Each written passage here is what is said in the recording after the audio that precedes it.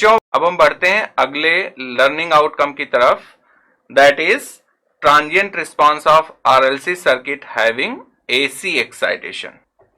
तो यहां पे जो हमने सोर्स कनेक्ट किया है आरएलसी सर्किट में, that is AC source, and this AC source V equals to Vm sine omega t plus phi. मैंने जैसे पहले ही आपको बताया था कि ओमेगा टी प्लस फाइव भी आप लिख सकते हैं और ओमेगा टी भी कंसीडर कर सकते हैं। तो यहां पे हमने क्या ले लिया, ओमेगा टी फाइव। अब similarly when switch K is closed, current will flow in this circuit IT, and you can apply the KVL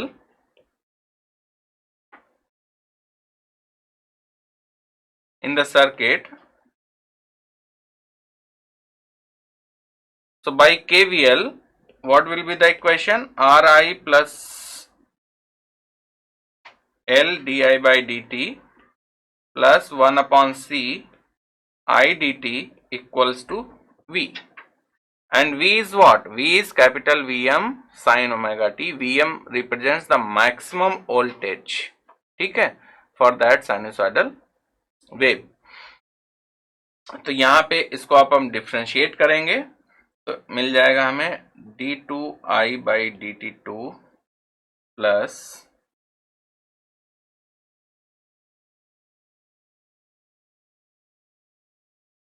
V is Vm sine omega T, तो इसकी वैल्यू सब्स्टिट्यूट कीजिए, यहां पर आ जाएगा Vm ओमेगा और हमने L से डिवाइड किया था तो Vm omega upon L cos omega t plus five. This is equation number 2। और हमने क्या किया कि इसको d बाई डी टी को s से रिप्लेस कर दिया, तो ये आ जाएगा s square plus r by L S plus ये 1 अपॉन एल सी होगा, करेक्ट कर लीजिए, 1 upon L C i equals to omega V m upon L cos omega t plus five. ठीक है, अब आप देखिए राइट हैंड साइड में कोई ये जो पार्ट है that depends on time T, तो ये नॉन होमोजेनियस इक्वेशन है, और जब ये नॉन होमोजेनियस इक्वेशन है तो इसमें आपको पर्टिकुलर इंटीग्रल और कॉम्प्लीमेंट्री फंक्शन फाइंड करना है। तो पर्टिकुलर इंटीग्रल के लिए हमने आपको बताया था कि अगर राइट हैंड साइड में नॉन होमोजेनियस इक्वेशन है और साइनोसॉइडल पार्ट है तो उसका पर्टिकुलर इंटीग्रल भी साइनोसॉइडल ही हम कंसीडर करते हैं, अगर वो एक्सपोनेंशियल है तो एक्सपोनेंशियल कंसीडर करते हैं। ठीक है, ये तो आपको बताया था। तो यहां पे क्या होगा, द पर्टिकुलर सोल्यूशन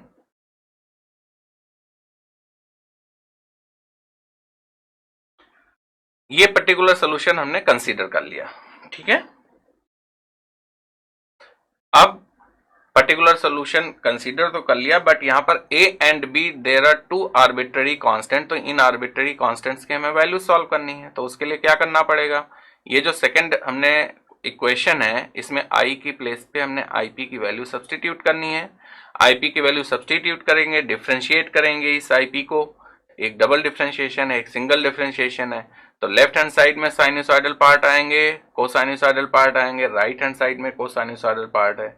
इन दोनों के कोफिशिएंट्स को आप कंपेयर करना है, और जब आप कंपेयर करेंगे तो there will be two equations in terms of a and b. दो इक्वेशंस, दो अननोन ए और बी आप सॉल्व कर लेंगे। तो ये आप जो है अपने आप करेंगे, क्योंकि ये मैथमेटिकल पार्ट है।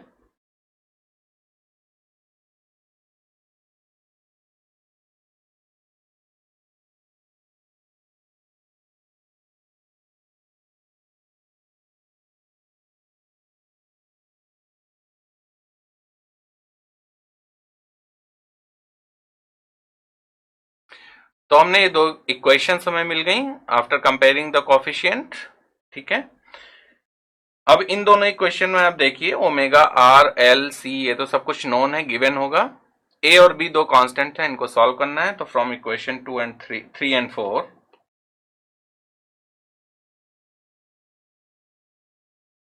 After solving this you will have a equals to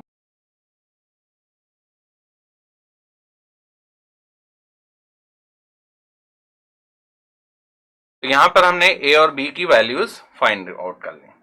अब ये जो ए और बी की वैल्यूज हैं हमने एक ये जो यहाँ पर पर्टिकुलर इंटीग्रल हमने सेलेक्ट किया था, i p equals to a cos omega t plus five plus b sine omega t plus five, इसमें हम ए और बी की वैल्यू सब्सटीट्यूट करेंगे तो हमें आई पी मिल जाएगा। ठीक है,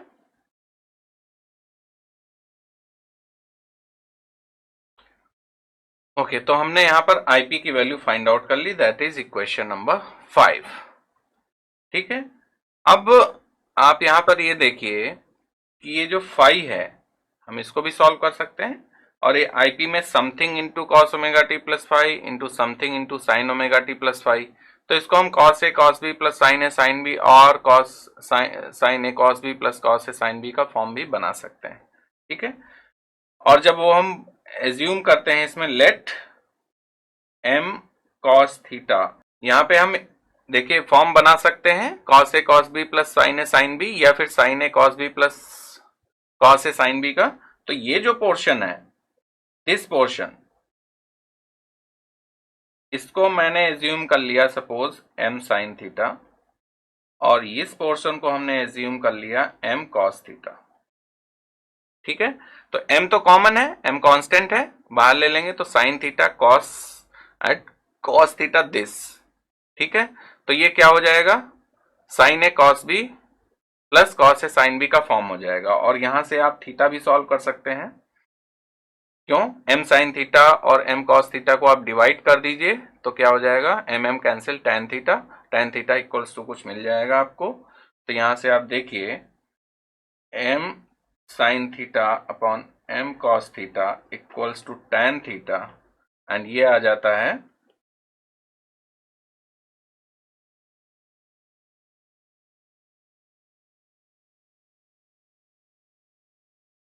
जब आप इन दोनों टर्म्स को जो ब्रैकेट में हमने लिखे इनको डिवाइड करेंगे तो फाइनली आपको मिल जाएगा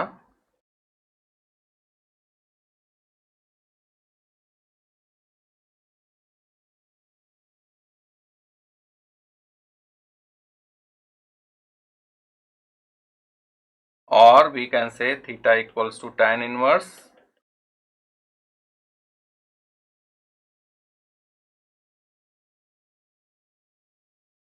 तो यहां से थीटा मिल गया। ठीक है, और आईपी क्या हो जाएगा,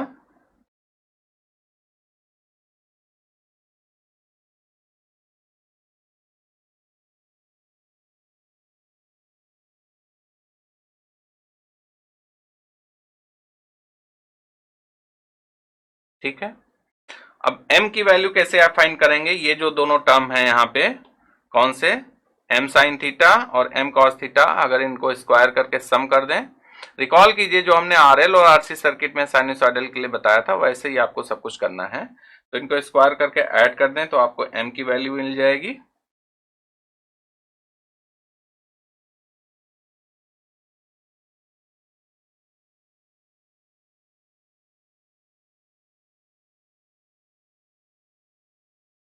तो यहां से m मिल गया। तो फर्दर आप क्या लिख सकते हैं, IP इक्वल्स टू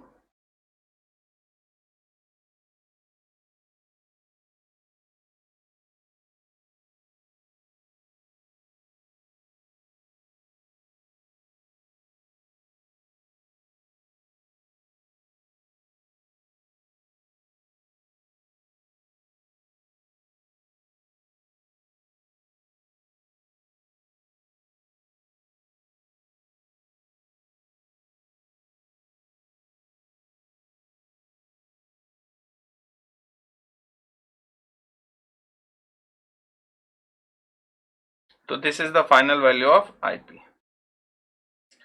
तो अभी तक हमने क्या सॉल्व किया, पर्टिकुलर इंटीग्रल सॉल्व किया।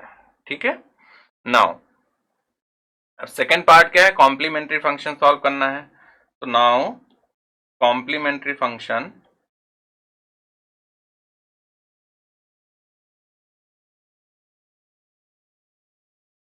क्या होगा, कॉम्प्लीमेंट्री फंक्शन देखिए डिपेंड करेगा कि जो r/2l है वो ग्रेटर देन 1/LC है कि लेस देन 1/LC है कि फिर इक्वल टू 1/LC। तो देयर विल बी 3 केसेस, जैसे हमने अभी प्रीवियस केस में देखा था जब डीसी एनालिसिस यूज किया था, तो यहां पर भी 3 केसेस होंगे। और तीनों केसेस में हमें कॉम्प्लीमेंट्री फंक्शन की अलग अलग वैल्यूज मिलने वाली हैं। ठीक है, तो इसमें जो कॉम्प्लीमेंट्री फंक्शन होगा जो डीसी रिस्पांस में हमने सॉल्व किया था वही होगा। तो यहां पर हम लिख सकते हैं, हाईलाइट में कर रहा हूं, कॉम्प्लीमेंट्री फंक्शन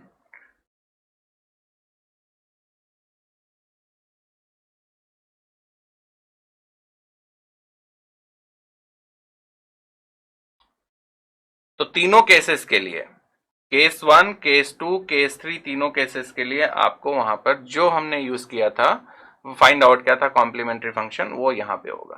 ठीक है, और तो टोटल जो रिस्पांस हो जाएगा, total response will be I T equals to I P plus I सी।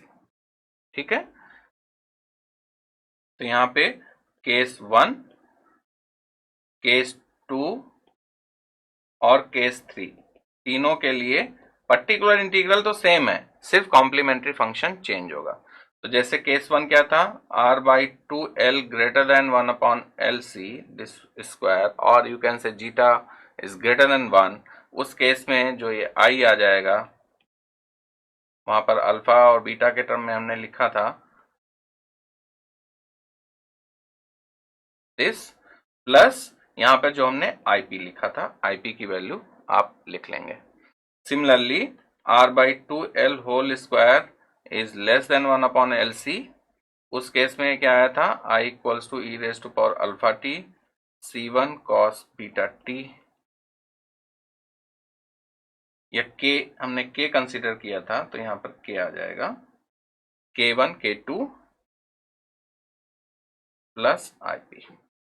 और एक केस कंसीडर किया था r by 2 whole square equals to 1 upon L C, जहां पर इक्वल आ जाते हैं उसमें रियल एंड रिपीटेड रूट्स आते थे, तो कॉम्प्लीमेंट्री जो सोल्यूशन फंक्शन होगा वो क्या आ जाएगा, e raised power alpha t k1 plus k2 t, और यहां पर जो हमने ip सॉल्व किया था। तो दिस इज IC, ये IC हो गया हर एक केस को लेकर के, और दिस इज फाइनल सोल्यूशन। ठीक है, तो आई होप कि आपको transient response of RLC circuit having AC excitation अच्छे से समझ में आ गया होगा। अब हम आइए आपका नॉलेज चेक करते हैं।